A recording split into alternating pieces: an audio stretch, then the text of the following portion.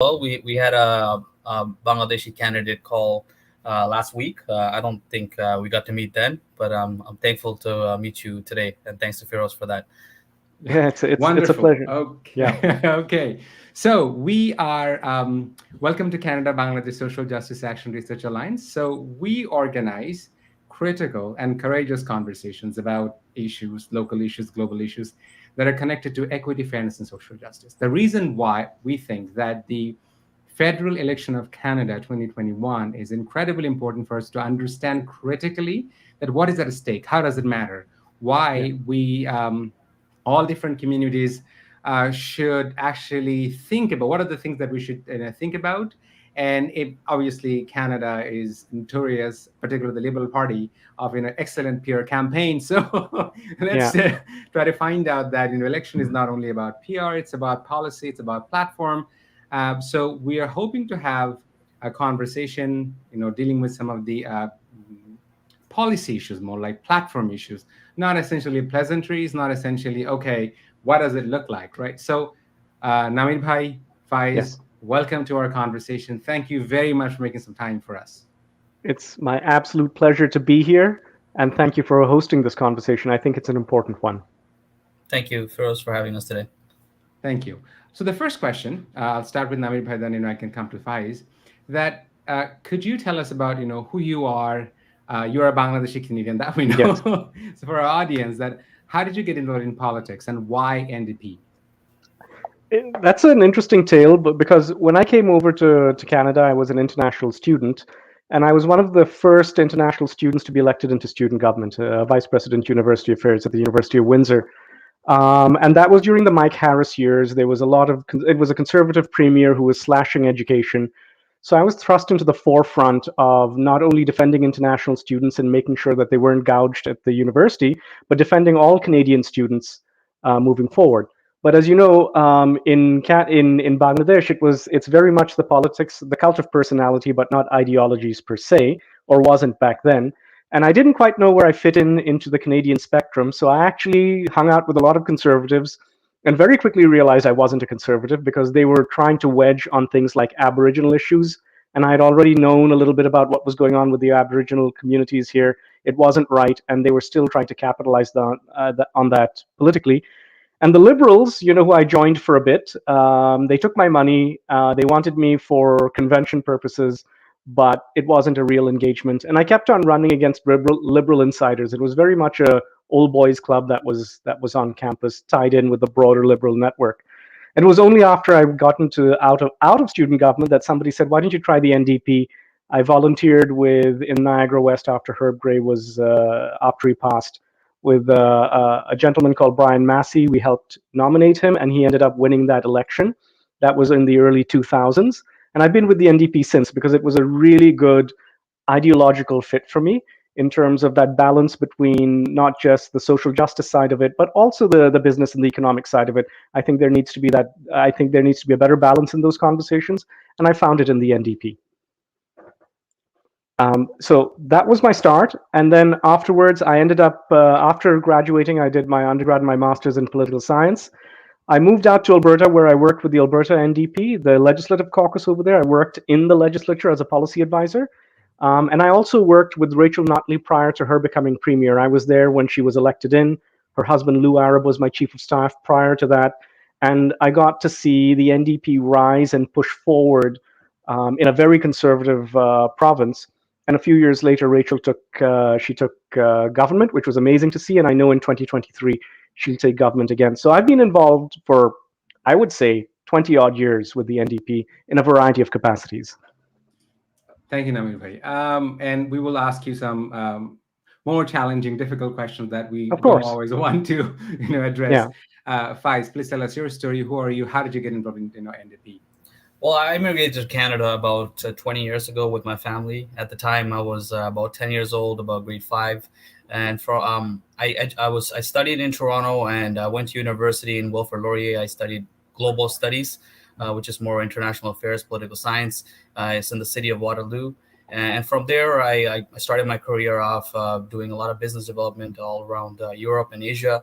I have worked in Estonia, I've worked in Philippines, in the UK, and traveled the world quite frequently around that time of my career.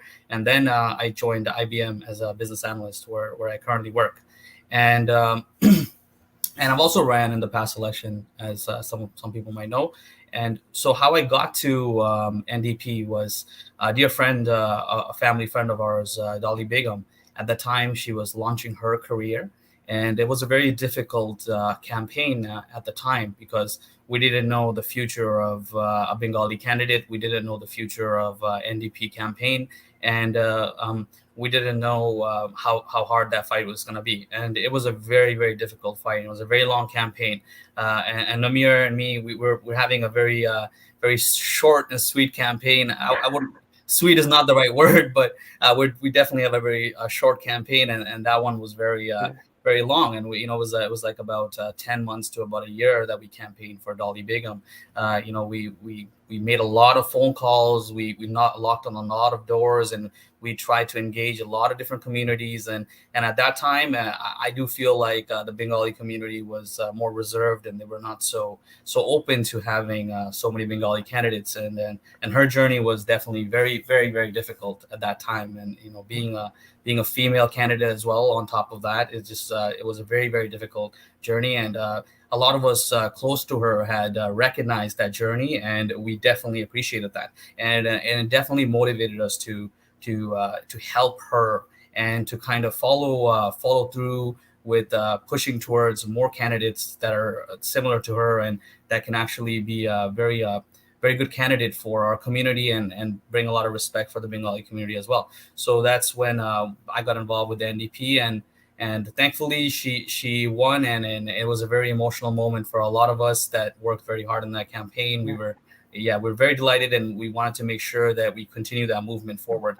as much as possible. And from that time, me and the people that volunteer, we all tried our best to stay engaged, and we took part in the NDP executive committee, and we voiced our concerns. We made sure we put in our inputs at all times.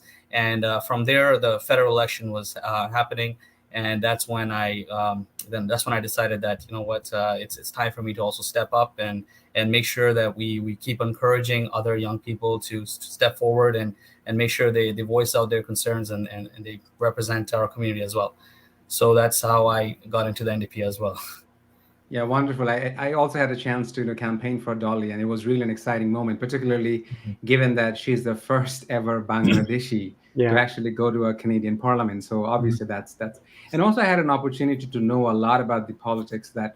So Namir Bhai, yes. When I came to Canada, that's not a very long time ago. I came as an international graduate student, but even when I was in Bangladesh, I would say that I'm an educator. So in Bangladesh, I was involved with a lot of education programs. So I was not out on the street participating in politics, but that education is fundamentally political. Yes. Absolutely. So when I came here, I was appalled by my own depth of ignorance, that how little I knew about Canada's colonial, cruel history. Yeah. I was baffled by the fact that the kind of, obviously the advantage that I had, that I did my master's in social justice and equity studies, which means I was surrounded by a lot of radical scholars, indigenous scholars, Black scholars. So it didn't take me long to catch up to the speed. But then when a lot of the times I'd go to Bangladeshi community, our community, and I'm not blaming anybody, it's our responsibilities to educate us. And I lived I went to Brock, so exactly where you live right now. Yeah. So you know that St. Catharines is a pretty white town. So the question is that people who don't understand Canada's politics, people who don't understand what does it mean to go for a particular political campaign, why NDP, why conservative, and why liberal government, could you help us understand the political platform, the political, like an upper level, overview, so that we can understand why you have decided to run for NDP, not for conservative, not for People's Party? There must be a reason. Who doesn't know People's Party? Who would say what's People's Party is, right? Well, I think I alluded alluded to it before because I was trying to find my political home in Canada, and early on I knew it wasn't going to be conservative, and it was the Aboriginal issue actually way back in the late 90s when they were fighting for access to land. What had happened was there was a conservative MP, and I forget his name, and he had arrived on campus to speak to the conservative students, and I was invited to listen to him. He ended up saying that we need to fight an election on Aboriginal land right issues. And I was horrified when I heard that. I said, as a political science student, and just in my first couple of years of poli-sci, I knew enough to know that the Aboriginal communities had been absolutely kicked around for 150 years. There was no justice in what happened to them, right? But that this gentleman wanted to come, gentleman, I use that broadly, this individual wanted to come and then fight using the most divisive tool that we had in Canadian politics on a charged issue full of a lot of injustice. It wasn't right to me. So I knew right there, not conservative, right? And I would run into that over and over and over again. And then, at the Liberals, again, old boys club, very LinkedIn, very networked, very, who's going to look after whomever else. And the NDP just felt right because it was much more honest on the ground. That they could identify the social justice issues that we needed to focus on, but it didn't have to just be the social justice issues. It could be the broader set of socioeconomic issues and economic issues and trade issues and all of that we needed to deal with. But you've touched on a couple of things that I think are important. First of all, there is a disconnect between the way Canada is portrayed internationally or was portrayed internationally versus what Canada's actual history is. And Canadians themselves are only just cluing into it. When we talk about what happens with the residential schools, right? Canadians kind of somewhat know it because they see the headlines in terms of truth and reconciliation, but they haven't had to face the consequences of that historical legacy until now. And I was in New York a few years ago, and I was I was at a conference on the UN's Millennium Goals, and I met this professor who was all Trudeau, Trudeau, Trudeau, Trudeau. I said, hang on, it's not quite what you think it is, right? And Canada has a lot to atone for, but Canada hasn't even figured out how to reconcile the horrors of the past, and they are horrors, with its global international citizenship approach to global affairs. And there's a reckoning happening, and that reckoning has just started. So, and I think that's something that we need to put out there front and center, saying that we're only on the first steps of that reckoning in terms of what it means to be a Canadian, that Canadian identity, and the disassociation between, hey, look, the number one place to live, but Indigenous communities are living in absolute poverty as a result of 150 years of neglect and injustice. I don't know if that answered the question, but you just touched on a point that I've been really not sore about, but I've been picking at in a variety of conversations across the board. Let me probe it a little bit further. So let's Sure. say I've come to Canada today, and there are so many examples like that. When we come to Canada for the first time, we are struggling to just somehow survive. Yeah. And there was one day, and I'm very thankful to Dolly because of that. I had a conversation with her, and I was asking her, hey, have you thought about the systemic racism and structural inequality in our schooling system? Our parents don't see that how the non-white kids, our kids, are treated. And there are a lot of literature about it, et cetera, et cetera. And Dolly said something very insightful. Said, look, when I came to Canada, I was so young. My parents didn't have time to know what the hell is going on in our school system. Who do you think have time? I mean, people who have a lot of resources, people who have, and I have done a bit of study on that a lot of the kids, they go through horrific systemic inequality. But you see, when you don't even have a language to talk about it, it's very easy to marginalize them further, right? So the question, let's have come to Canada today. I don't know nothing. Mm-hmm. But I look at Justin Trudeau's camaraderie smile and all this sophistry and pleasantry. Yay! There is a land of milk and honey, right? He's pretty. I'll give you this much. Yeah, exactly. Help us understand that. I have come to Canada today. I don't know nothing. So explain these three parties to me. I think so. In that context, Justin Trudeau, in many ways, is if you haven't had the chance to do the deep dive into the politics and the history, he feels right. And politics is a motive. This is a fundamental thing that you need to get at. Politics is a motive, and Justin Trudeau feels right. If you didn't have a home, if you didn't do your homework, and if you knew nothing else about it, he would feel comfortable, and that soft, warm, fuzzy glow. The minute you become educated, and the minute you actually develop an opinion one way or the other, you'll swing. You'll go, you know what? I'm not sure the liberals are what they portray themselves to be.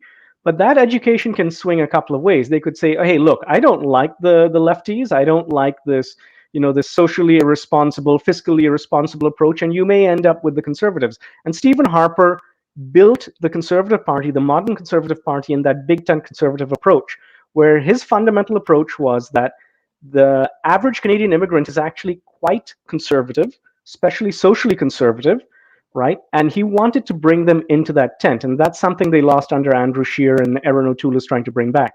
But if you weren't in that camp, then what you found, and you took that time to be a little more educated, then you realized, oh, hold on, there's the NDP here, and they're fighting for all the right things while looking after everything else. And that's the way I see it. In that emotive space where you've got this much capacity to focus on something, the liberals feel right. But the minute you do the deep dive, all of that is shattered. And this is the way I put it. So in terms of pre-deep dive, a lot of South Asians had challenges grasping what blackface meant. But they had challenges grasping what blackface meant because it was outside their racial context, and it was not a racial justice issue from them, because racial justice and racial context in South Asia might have the skin tone approach just a little bit and might be subjected to British approach of colonialism, but it didn't have anything to do with blackface as it was tied to black racism or anti-black racism in North America. They didn't understand it because contextually they had no point of reference for it, right? And that was an education piece unto itself, to say, no, this is what looks harmless was actually a very harmful act. But those eye-opening moments is something that we're just going to have to engage in conversation by conversation to push that dialogue forward. And what I tell people is, look, I know Justin Trudeau feels great, but the Barbaric Cultural Practices Act, which was Islamophobic to its core, the entire Liberal caucus, including Trudeau, voted for it. Go and check the voting record. The entire caucus voted for it. So the only way the Liberal Party survives is, in my opinion, on people's, they're busy. I'm not going to say their ignorance, that they're busy, that they don't have the time to do the deep dive. But when you start having those conversations, then all of a sudden people go, whoa, how can that be? Reality meets, you rip that mask off, rip the mask off and present the reality for what it is. So, yeah. That gives, a very, let's sort of easier way to understand I personally feel, sometimes that, which is again, the always I go back to the simple essay that The Responsibility of the Intellectuals by Chomsky, that basically people who have the time and privilege to read, to what extent they're actually engaging in these conversations. Faiz, you grew up in Canada. You came to Canada 20 years ago. Correct. If I did not go to a school where I had to intensively study critical sociology or social justice issues, I don't think I would know 1,000th of what I know at the moment. So what was your ways of understanding, besides studying, global studies, what were your ways of understanding the political vignette, political, landscape of Canada? And how does it fit that you running for NDP? Firstly, I would like to thank Namir for what you shared. I think I deeply connect with you with our passion for making right of the Indigenous community. It's definitely bugging us as well. And to reiterate your point on just the way that Canada is perceived from the outside versus what we learn over time is a lot different. And people should be made aware of these inconsistencies. They're pretty big. It's people, where we have a country that's very wealthy and we have a large body of clean water. We have Indigenous communities where they don't have access to clean water. and this has been a promise that's been made by the Liberal government last election as well, and they failed to deliver on it. And you can only imagine how something so essential as water cannot be delivered, and that's not something that people from outside of Canada is starting to learn yet, and that's something that Canadians themselves are starting to realize that, hey, you know what, this is not something that we can stand behind. A government that kind of ignores these necessities.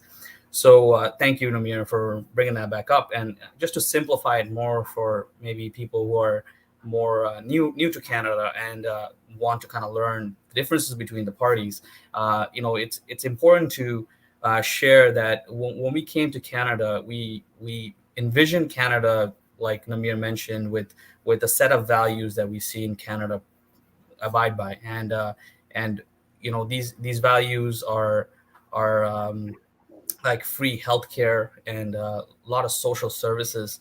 And we look at Canada as a country that, hey, you know what, people, if they lose their job, their social status can still be protected to a certain degree. They don't have to be homeless. They don't have to starve. Their kids don't have to drop out of school and move to somewhere else. They can still maintain their life at times that are hard. And I got that realization pretty much the first couple of years I came to Canada, because the moment I came, within the first year, I had appendicitis that needed emergency surgery, and the cost of that surgery would not have been something that my parents would have been able to afford at the time. It would have been very expensive, and I realized right away that, wow, this is a country that that lives by these values, and people have good healthcare, and to come back to the point that NDP is the party that looks after these essential things. We fight for the very essential things that humans need, and we fight for water for all the communities that, something that sounds like Canada already had, but unfortunately we don't. We fight for better healthcare, just like I mentioned that we have healthcare in Canada. 1 in 5 Canadians can't afford the medication that's prescribed to them. So we have a healthcare system where a doctor will see you for free and then tell you what medication to take, but you might not be able to afford those medications. So it's not, there's clear gaps. There's clear gaps in the medication, in the healthcare system. And these are things that NDP aims to approach and make better. And an immigrant family, to an immigrant family, these are very, very important things. And these are essentially the reason why we have the confidence in trusting ourselves to relocate to these communities. So I do think it's very important to make sure that NDP has the support it needs, so we can continue to support these immigrant communities the right way.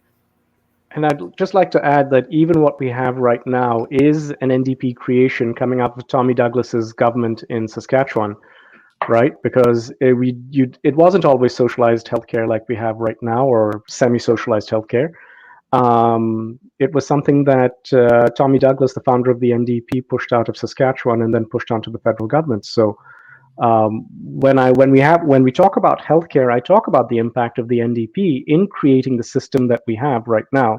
But the system has clear gaps. It's healthcare, pharmacare. It's pharmacare, childcare. The other thing we campaign on is dental care, which is shockingly expensive, and mental health services. And anybody who's clued into this pandemic knows that people are struggling hard, and they need support. I met somebody today at the door, literally today, who had attempted suicide a few months ago, and his life was collapsing. He ended up with COVID. He hurt his back, and his life basically fell apart, and he's running out of supports. And I couldn't help him. There was nothing I could do at the moment. But there is real need along a variety of spectrum for people who are being left by the wayside, and I don't think that the NDP will ever let them be left behind. And that's one of the reasons why we do what we do, to bring as many people along with us as possible, because that's what makes us a community, right? We're not a collection of individuals. That's what makes us a community. Yeah. So in the recent interview, Justin Trudeau was asked this question, that among all the G7 countries, Islamophobia is most significant in Canada. And we don't always put that into perspective. I think one of the challenges for us is that our neighbor to the south thinks how extreme they are. That sort of Yeah. pales, that sort of shadows what happens in Canada. To me, the challenges are even harder to combat here, because under the veneer of Canadian so-called politeness, the brutal structural inequality, Yeah. it's not easy to perceive. We try to downplay it. Now the question is, if so, when Trudeau was asked that question, he said, well, the digital disinformation is very high in Canada. It's not only a Canadian problem, it's all over the world. Well, there are research that says that the disinformation is actually polarizing people. But Yeah. also there are research that tells, and which is also supported by historical evidence, that whenever there is astronomical socioeconomic inequality, people are hurt. So when people they feel helpless, marginalized, it's very Yeah. easy to weaponize those people's emotion to find out a scapegoat, right? So Yeah. it has happened in Second World War against the Jews. It's happening right now in the rise of the far right in Europe. So now my question to you is that you are a Bangladeshi immigrant, and being a Bangladeshi Muslim immigrant, question to you, how do you think that your perception shapes your experience, shapes your political philosophy, and what is NDP doing to combat Islamophobia, and what will it do in future?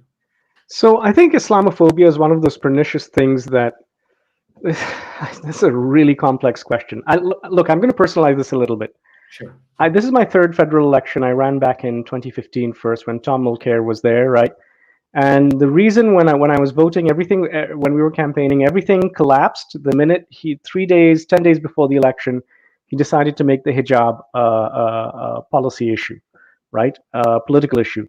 And the fact of the matter is, most Canadians are uncomfortable with the concept of a hijab, even though they consider themselves to be progressive. Like instinctively, and politics is a motive, they were uncomfortable with what he was saying, and he tanked in the polls. He went into number two. Trudeau flipped over, and they could never recover in the last 10 days. It's almost impossible to do that. So there is a perception problem that requires sustained engagement. And one of the NDP's approach is simply, do you get the depth and the breadth of racialized and marginalized and persons of color running for you, which is a huge step forward, right? The second time I ran because Donald Trump had won, and we had seen this nativism up and in everybody's face. And I've worked in a conservative riding, and I live and I'm running in a conservative riding, and I was terrified that I would see this come up and this rise its ugly head. And I had this knot in my stomach that what would my kids face?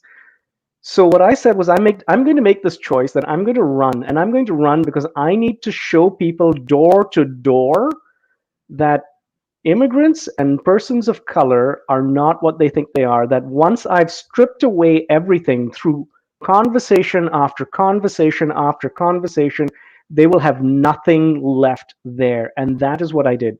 You're right. Canadian racism can be polite.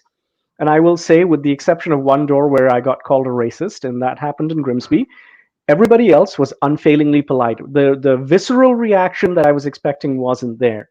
The visceral reaction is there right now, and it's coming up on the far right from the PPC, but it's riding the coattails of the anti-vax crowd and the anti-vaccine mandate crowd and the anti-vax passport crowd, and it's substantial. It's much more substantial than people fear. And what we're seeing, you know how we use the word intersectionality? Well, the intersectionality doesn't have to be just a positive thing. What we're watching is the intersectionality of a very negative confluence of events coming together in places that I haven't seen before. And the most positive thing that the NDP can do is continue putting out its members of color, continue speaking against it, and continue passing motions, doing whatever it has to do in the House business. But my role in that has been to have those door-by-door conversations and strip away not just the bias, the misconceptions, the misinformation, the subtle challenges and all of that. Because what I want to be is, I don't want to be a person of color running who's NDP. I want to be a candidate who just happens to be the person of color bringing the NDP platform to them. And my goal is to normalize that as much as possible, election after election, till everybody goes, oh, hey, it's Namir. It's not the brown guy, right? And I think we all have that responsibility in pushing that forward, where it's not the brown guy, the brown girl, the Aboriginal guy, the Aboriginal girl, the black person, right? It is, oh, it's just that individual, but he happens to be the representative of the NDP.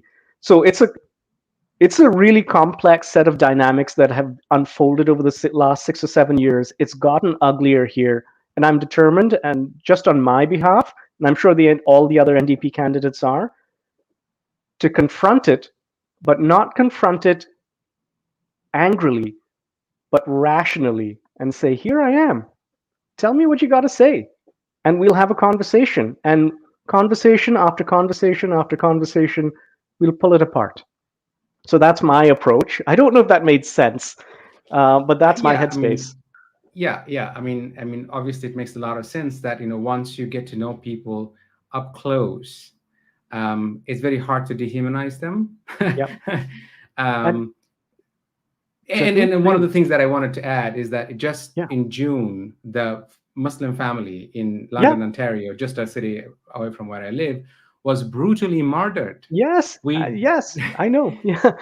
So we don't understand, and what's particularly this particular incident actually made me even scarier. Right after that brutal murder, there was a video that went around, kind of like on social media, that a Muslim family was walking down the street, a woman wearing hijab with her children, and then a white guy making a video saying that, oh my God, look, so a truck goes by, and that man is holding his phone, looking at the window, saying that, dude, get back, you missed them. Really? I didn't see that. Yes. I missed that. I'm sorry, Oh I did not see that. I'll forward please that to you. Please do. And to me, that is telling. Is that the permissibility, what exactly Donald Trump did in the United States? License. Social license to be brutal. And if we don't speak up, say, Namir, you are going to ask. Sorry, I interrupted you. No, and you're right. And no, all I was going to say is that social license, and that's what I was scared about, that you had this climate of social license that's come up in the States, and it was going to be here. And then to rise to face that social license, I'm going to put myself up there, and I'll put myself in the firing line, and I will take what I have to take. And even in this campaign, I tell people, that there's so much anger and frustration. It can be channeled in the wrong direction. But I tell them, if you need to yell and vent and shout at me, I think you need to do it, and I'll bear it. I've got the shoulders big enough to do it.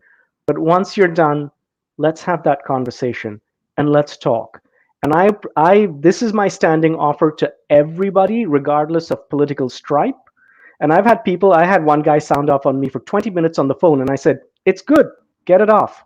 And then when you're a little calmer, we're going to talk. And we talked. And then all of a sudden he said, you know what, I might vote for you. I'm like, awesome. Yeah, that's fantastic. One of the things that that makes me very proud of NDP, and I should have said it in the beginning, that my politics aligns with NDP. So there's no, and therefore I am biased towards NDP, and I'm not going to hide it. Question to you, Faiz, that this year, the highest number of Bangladesh in the history of Canada are running for local ridings in federal election, which is amazing. A lot of the immigrants, they don't essentially feel that they need to take part in politics. Why do you think that we as immigrant communities need to take part? I mean, I know there's not, other than from being obvious. Why do you think that the immigrant communities should be more active in taking part in politics? Well, to put it simply, we have the same struggles. So we come to this country with a lot of hopes and expectations and very limited resources. So we come to this country and settle with our families. We don't know how how we like it. We don't know where our future lies. We don't know how well we'll do.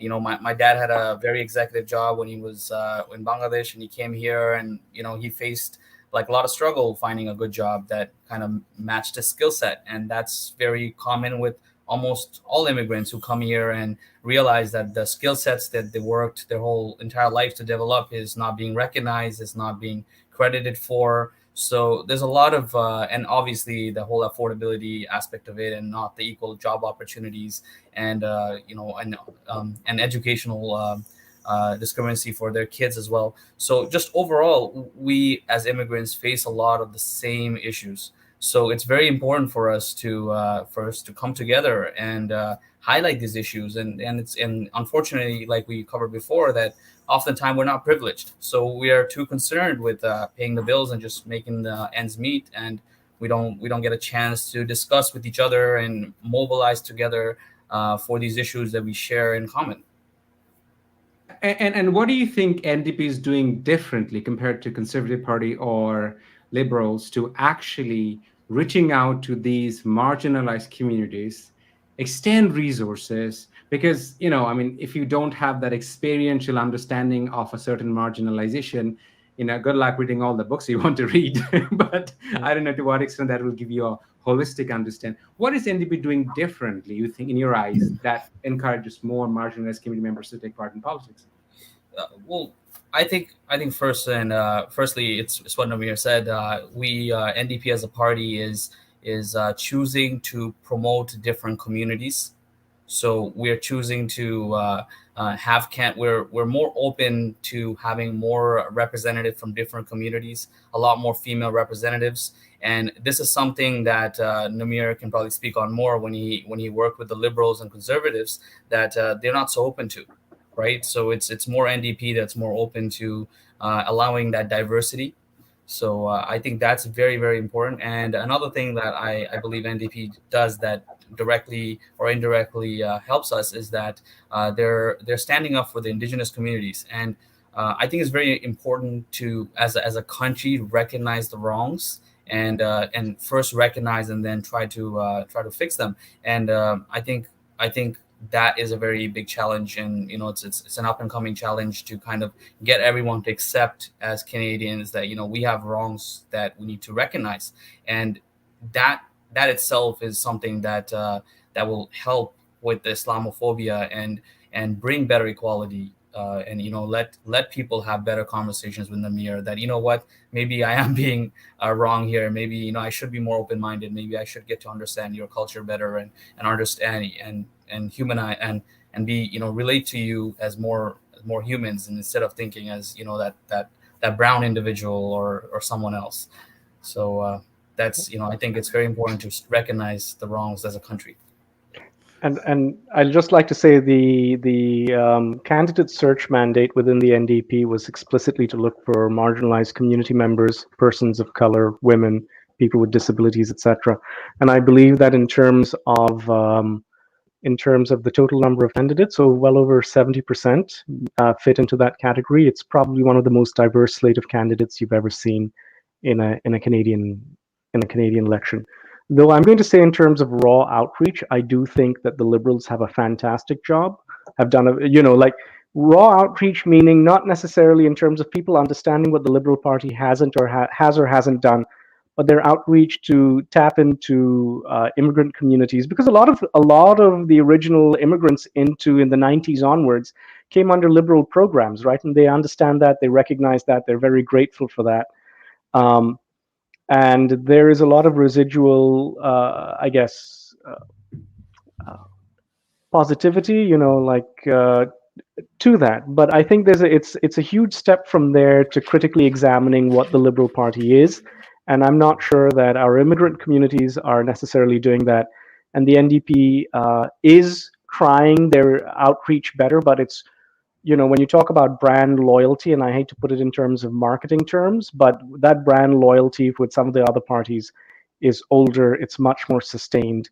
And we've got a lot more work to do our outreach and make our inroads in there. So this is, it's a marathon, not a sprint.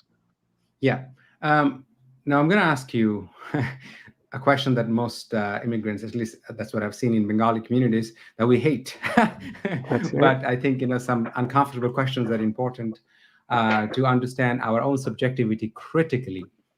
So I say that if you, so I'll give you majored in poli sci, so and you would be able to relate to perfectly. So in 1962, the Canadian social scientist John Porter's book, The Vertical Mosaic, is that, the question is, one of the things that we do a kind of marketing, which is lies, is that, oh, Canada is a society that prioritizes multiculturalism. It's a myth of I say it's a myth of multiculturalism. It's a perfectly mosaic society. You don't have to give up who you are.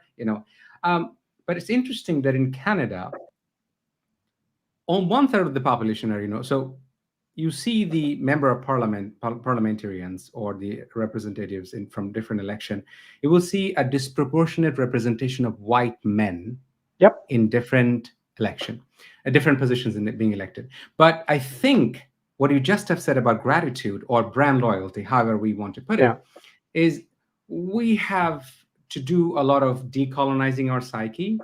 I say that when we come to Canada from Bangladesh, we forget the fact that the capitalist, colonialist history of global exploitation, that today's Canada's wealth is not essentially coming from this land. Its connection to global exploitation, it's connected to colonial exploitation and colonial cruelty in Canada. So we have this attitude of slavish gratitude. We don't want to face the white man head to head, ask serious question. But we're not essentially attacking a person. We are looking at a structure. The reason why I think this question is important, because if we don't address systemic racism, structural inequality, this is where I think Liberal Party is very dangerous, is that the appeal of white liberalism is dangerous because it sounds all right. But when you check at the policy level, then the flaws started appearing. Question to you, do you think that NDP is doing enough, be it engaging with them personally or using different means to raise this critical consciousness that debunks, exposes the liberal in discourses? And do you think that what do we need to do as Bengali immigrant communities to stand with our head held high, with our dignity, and look in the eye of white man and challenge him with absolute honesty, with no attitude of slavish gratitude? Oh, how do I even begin to approach that? So the thing is, so this is where it becomes interesting. Now, I'm not going to take it from the context of the Bangladeshi community, because I think that same question could easily apply to a white community very easily, because what you're expecting is that there's the slavish gratitude. I don't like the word slavish, but there is this element of gratitude in the immigrant community towards whichever party brought them in. And I do think that there is this element of not neglect, but misinformation in terms of what the country is really like, and that structural inequality is there. That missing informational piece exists in either part within the Bangladeshi community or within the white community, if you will. So in a conservative writing like this, that is a chunk of my conversation, because where I'm having to tear down, because people, I had a conversation 2 days ago with a family at a doorstep, and I had to explain to them how racism exists, but they'll never know it because they'll never see it, right? Then I had to explain to them, I've been told I don't belong in this country, that this country wasn't made for me. Like I gave them a litany of things, but I said that it's there and it's pernicious, it's right there. You're not going to see it, but I have to face it, and I need support and allyship in facing that. And that allyship is really, really, really hard, because it's not about putting up a banner somewhere or just flying a flag. It means having very uncomfortable conversations with people in power structures, saying, enough, what you did was racist. But I think that even the average Canadian has difficulty challenging that, understanding that, accepting that, because they don't quite see it and they don't necessarily experience it. And one of the challenges that I think is, and people don't like being lectured and they don't like being talked to or at. And I think that's a mistake that the left makes quite a bit, where they talk to, talk at, lecture, belittle, whatever, whomever and my approach is over here is that I'm not going to talk down to you. I'm not going to talk at you. I'm not going to lecture you. Again, it has to be that we're having a conversation, and conversation by conversation, I'm going to strip away what you think it is and expose it for what it is. The conversation that I have very, very easily is the UFT study a few years ago where they sent out resumes and they swapped out exactly the same resume, right? But they swapped out a white name for an Asian name versus an African name. And the minute you swapped out on the identical resume a white name, your response rate dropped from 25% to 10%. And then I said, that's latent bias, that's systemic bias over there, and that needs to be controlled for. But they'll never know it. So my goal, regardless of which community it is to have those conversations to get people down that path. And the mistake I think a lot of people make is that there are activists out there who prefer to lecture, and I don't think that works. So my approach in whichever community I'm engaging in is, let's have a conversation, and bit by bit we'll move them along. This is not something that you're going to untangle in a day or a year or a decade. It is a multi-year process. It's a long-term process. And my little bit in there is that, that systematic engagement where it's that exchange of ideas to move people along and say it's not what you think it is.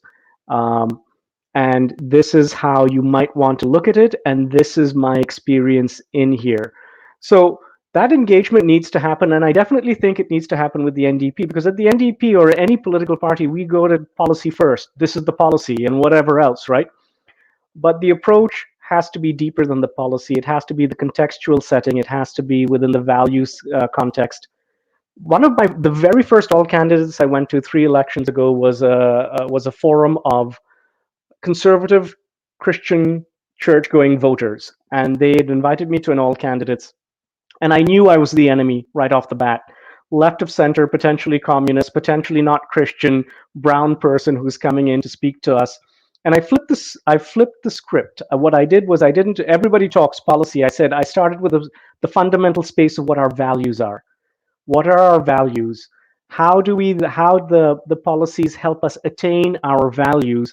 And then I pulled in their values and I said, look, with the exception of a couple of issues, maybe abortion or pro-choice or whatever, however you want to term it, our values aren't that far apart and our goals aren't that far apart. And if this 1 or 2 issues aren't that big for you, maybe you might consider voting another way, right? But I had to really ground it back into the core values of the NDP and then push that out in the context. And a kid came up to me and he said, you know what, before this event, they didn't like you. After this event, they might not vote for you, but they respect you. And a week later, I had this guy screech, I was walking after I'd finished canvassing, a guy stop on the roadside, yell at me through his car window. He said, "Are you Namir?" And I'm like, "Yeah." And he said, my church can't stop talking about how much they enjoy talking to you. And that's progress. That's progress. That the potentially communist, brown, not quite Christian, not suspiciously not Christian guy can go in, have a conversation, connect, and then this random stranger sees me on the road and feels compelled to talk about it. That's the kind of progress I want to have, where we start transforming that understanding, pushing through, looking at it from the values lens and how we're really not that far apart. And anyway, that's my goal. That's how I approach it. Thank you, Namir. I'm gonna. You have. I mean, I question this. Like, I can't help addressing it. So I had an opportunity of asking this question a couple of years ago to our mayor in Toronto. I was asking him that that the election in USA has been meddled with by external parties, external Mhm. adversaries. To what extent do you think that the Canadian government is actually worrying, understanding that how the digital space is not leveraged to Yeah. manipulate, to actually polarize people? And there are actually a lot of studies, scary studies about it. Now, Faiz, a study by Statistics Canada is telling that a study, statistics that is coming out, in 2021, is that 96% people in Canada have been exposed to wrong, misleading information about COVID, and they have shared it. They have shared 9 out of 10 people in Canada have been exposed to misinformation, disinformation, and they've shared it. So Namir mentioned something important at the beginning of our conversation, that Trudeau feels right. The emotion Mhm. is that we need to understand that for the first time in the history of humanity, we have technology that can be leveraged to weaponize people's emotion for political gains for the first time in human history. You're a tech guy. You know that how people's data is actually used for. But when I asked this question to a couple of NDP MPs, is that what exactly NDP is doing? I'm connecting 2 points Namir mentioned. One is the emotive aspect of politics, is that Trudeau feels right. What are we doing to get our message across when politics has literally become a gigantic stage where different parties are using their tools to manipulate with people's emotion? I didn't have a very convincing answer from many of the NDP member of parliaments. Basically, what exactly are you doing? What exactly are you doing to understand that? How can you guarantee that any party is not using people's psychometric data to understand where is your pain point, where to push, where to divide you? What do you think NDP is doing to reach out to people for digital space and using it for telling an authentic, true story, not a manipulative story? Thank you for that very difficult question. Sorry, I couldn't help. Firstly, like Namir said, our journey is more of a marathon, and I do believe that out of the main political parties, our party is the most positive of all the parties. We do have messaging where we display the failures of other leaders, in this case liberals, and we do question other parties, conservatives, when they have their platforms. But at the core, we want to make sure that we don't stray away from our values as a party, which is to lead a very positive campaign at all times and have a very positive atmosphere. So I do think that that whole digital space is it influences people's opinions a lot, but we can't really take advantage of that in a way that portrays us in a negative way. And I think that can actually have a trickle down effect where we don't get good candidates like Namir. We get candidates that want to exploit that opportunity. We want people that are more down to earth. We want more people who we can see transparency with. We can see the values that stand behind more of that, and less of blaming the other party and trying to manipulate people through digital media. Um, so that's pretty much my perspective on that. Namin, I want to Yeah. actually ask you this question slightly differently. Is that Sure. so? And if I may, is that if you Yeah. think about the digital space, is that your understanding of the world? I'm going to invoke Borju here. Is that the what do you see? How do you differentiate between what is online and what is offline anymore? Because I. the pandemic has made it aggravated even far more.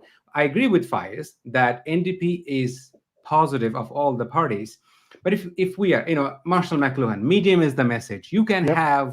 You can have the best platform possible. You can have the most progressive policy, but if you're not able to reach to Yep. people, if you're not able to appeal to them, like, with a knife, a doctor saves a life, somebody takes a life. So Mhm. digital tools are not essentially good or bad. What is the motivation Yeah. that is behind to actually use it? So how do you see it? Do you feel concerned? Do you feel optimistic? What's your take on So, this? so there are. So you started off with the context of the states, and I'm going to make a critical distinction between the states and Canada, and that's, Okay. at least in the political sphere, it is that there is a spending cap when it comes to advertising or whatever it is. That's on a per capita basis in writing per writing, and that really restricts the type of messaging that political parties can do. The reason why you don't have that deep polarization over here is because you don't have interest groups throwing hundreds of millions of dollars towards campaigns. I mean, if you think about the two swing votes that happened, what was it? Forget where they were. Where they were, the last two Senate seats, I think it was something close to $1 billion were spent just in messaging to try and win those, right? And we don't have that disparity over here. So the political messaging is forced to then make those hard compromises between what we're going to attack versus what we're going to propose. And I think that's the calming effect, at least between the political parties here. That's why you don't see the dynamic here. It is depending on, I think it's something in the range of $2 per, or a dollar something per voter that you're supposed to spend, whatever that limit is.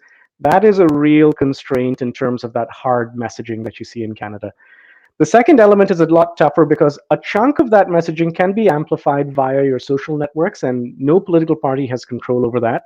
And social networks, you never know who the influencer is within that social network to pick up that message and push it along. What we don't do to help ourselves is the fact that you've got three levels of government that oftentimes are talking at the same time on the same issue and not in a coordinated way. So you've got federal, provincial, municipal. Think about what happens in with the pandemic. Initially everybody was talking all together, and they were sometimes talking at cross purposes and against each other. And to settle things down or to calm things down, I don't think we're talking with a unified voice, especially when dealing with things like pandemics. The federal government does what it does, the provincial government does what it does, and then every once in a while the municipality goes and does something else altogether. And as a on critical issues like a pandemic that could potentially kill hundreds of thousands of people, our governments alone and the bureaucrats alone have not aligned on the messaging. So the calming factor in Canadian politics is the fact that we don't have the monies to spend willy nilly. But the thing that pulls us apart is that we're not unified in what we say to the population as large. And I think the NDP has a ways to go in terms of bringing its game, its digital space, social media game up to par. But Jagmeet Singh, especially on TikTok at least, um, seems to have done well. So much better than Trudeau, anyways. 5 million reaches for some of the videos, and it's coming along well. But the space that I'm engaged in is converting from the I like Jagmeet Singh to, okay, that's great, you like him, let's get you to vote for him and his candidates, right? That's that conversion space that really needs that personal touch. It needs candidates to go out and knock on the door. So I don't know if that answered your question, but I've talked about the political side, I've talked about the bureaucratic side, then I've talked about a little bit of what the NDP needs to do to convert. The message is good. People like him. Let's convert. We need that engagement to get people from I like him to I need to vote for him. I agree with that. I will just add to one particular, I think, a very remarkable, example in both extreme. You see, in the case of the United States, AOC did not have a lot of money.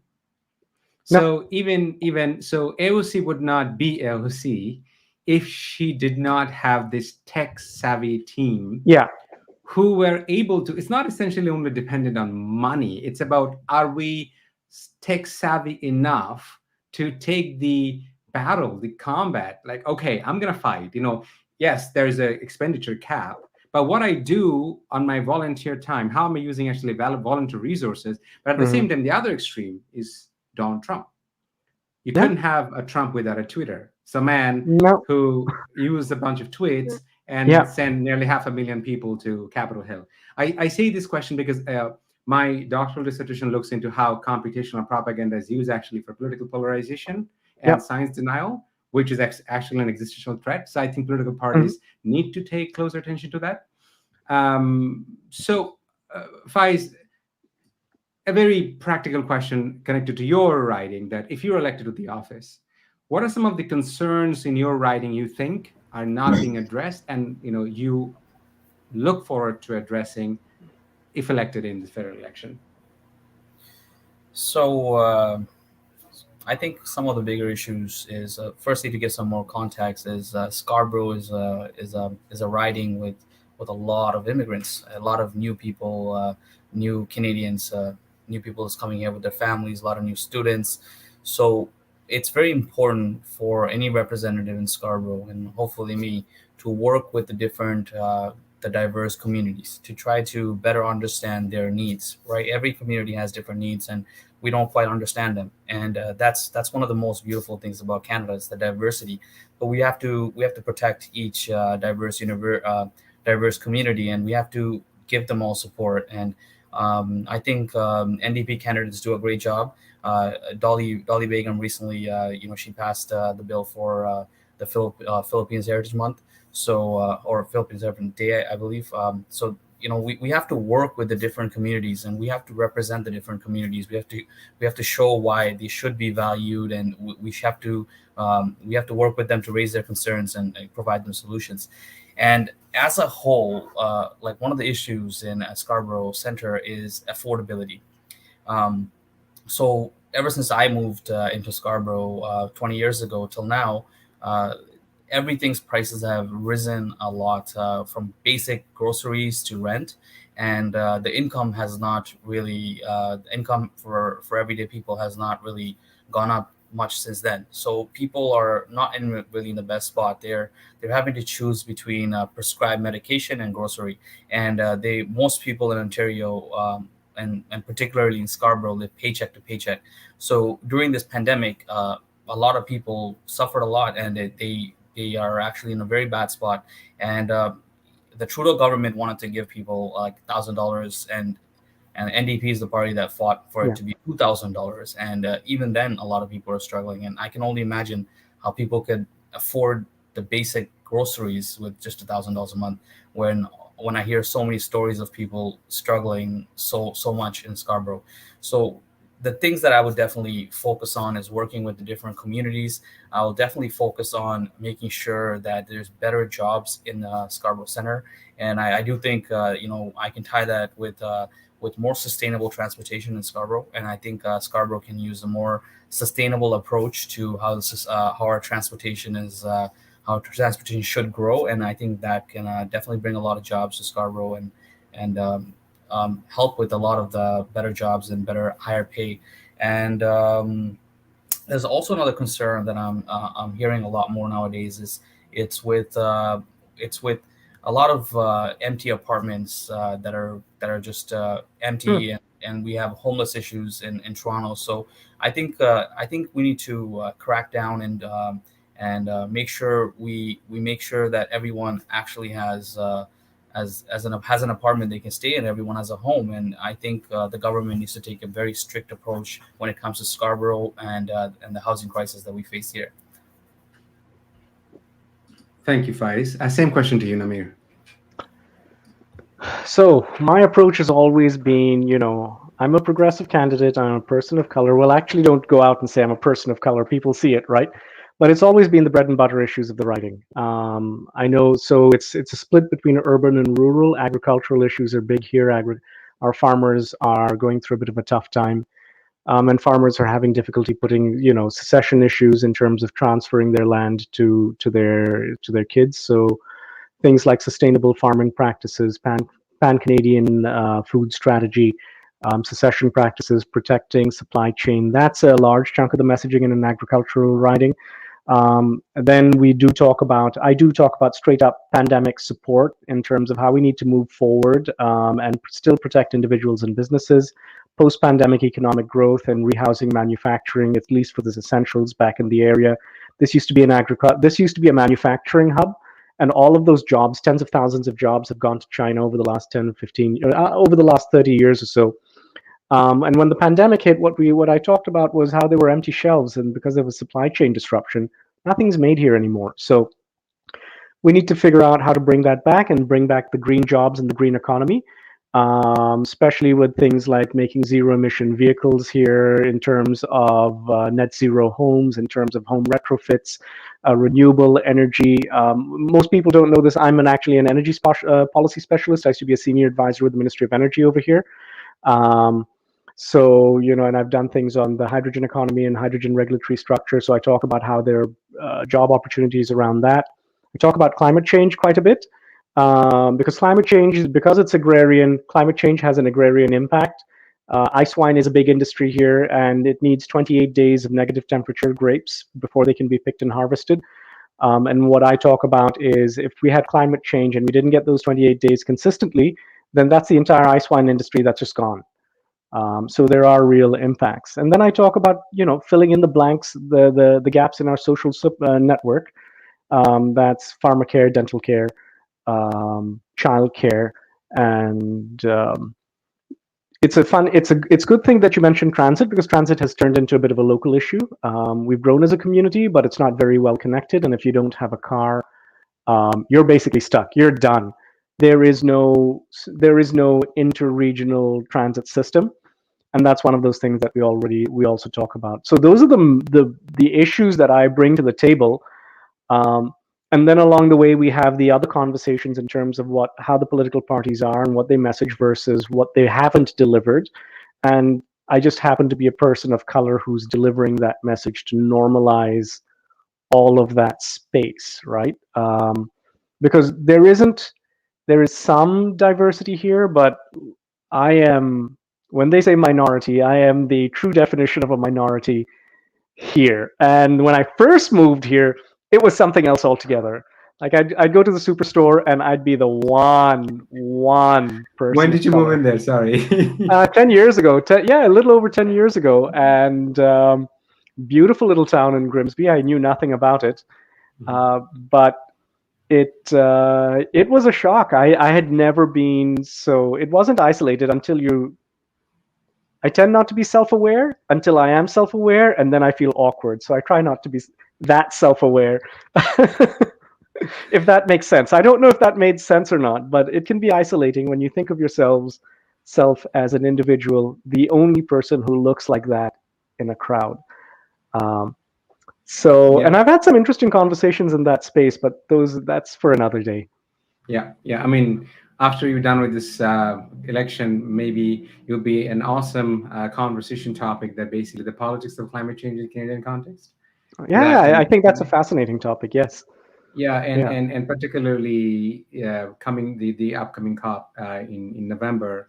So basically, how things are happening, and already in my areas of research, I know there'll be a huge disinformation campaign globally to undermine the concentrated effort globally. So Namir and Faiz, thank you very much for coming on to our conversation today. I wish you very, very, very good luck, and we want to see you in the office. I wish it from the core of my heart that let's paint Canada orange, for equity, justice, and fairness. Thank you very much for coming on today, and our audience, thank you very much. And this conversation will be, I gotta tell you that I'm hoping that I was wondering if I could take part of this conversation, an important point, and make it a small chunks and circulate it as part of the campaign. Is that something that we could do? Yeah, absolutely. Yeah. Sure. Yes. Okay. Yes. Yeah. So Faiz, thank you very much. I know that you're very busy. However, coming on our conversation was very important. We look forward to having future conversation with you. Have a wonderful night. Absolutely. And best of luck, Namir. Best of luck. I was going to say, Feroz, thank you so much for having this conversation. And Faiz, go kick some ass and look good while doing it. Thank you, sir. Take care. Bye. Absolutely. Thank you. Bye-bye, guys. Take care. Bye.